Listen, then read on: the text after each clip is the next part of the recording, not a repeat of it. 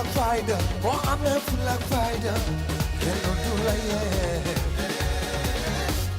full ak fayda boo amee full ak fayda.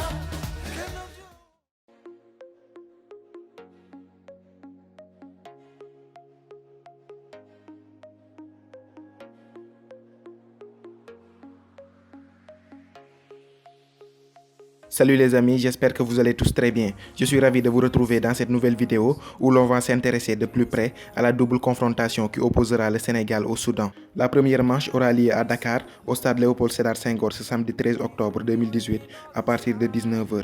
3 jours plus tard, les Lions de la Teranga iront défier le Soudan à Khartoum à partir de 17h30 GMT. Avant le coup d'envoi de cette troisième journée, le Sénégal occupe la première place de ce groupe A avec 4 points à égalité avec le Madagascar.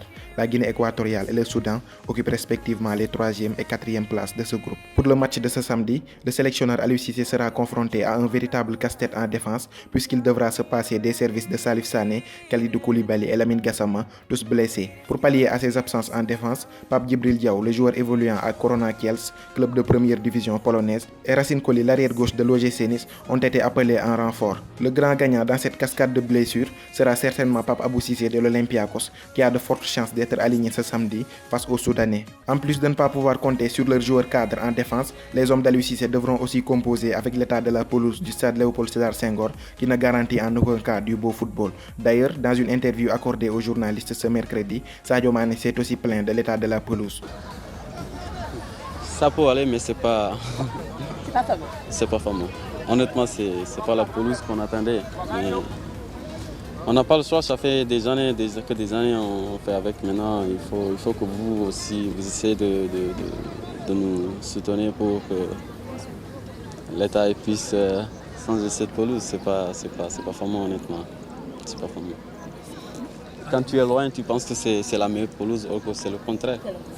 Même constat pour Aliou Cissé qui a déclaré en conférence de presse: c'est une pelouse très difficile qu'on ne se voile pas la face. On aurait aimé jouer sur une meilleure pelouse que celle-là, mais comme on dit, en Afrique, il faut toujours s'adapter. Prochain adversaire du Sénégal, le Soudan occupe la dernière place de ce groupe A avec 0 points après avoir été battu à Khartoum lors de la première journée par le Madagascar 1-0 avant d'aller s'incliner à Bata face à la Guinée équatoriale sur le même score. Dans leur histoire, les crocodiles du Nil, comme on les surnomme, ont participé à 8 phases finales de Coupe d'Afrique des Nations et contrairement au Sénégal, les Soudanais n'ont pas un palmarès vierge puisqu'ils ont déjà remporté une CAN.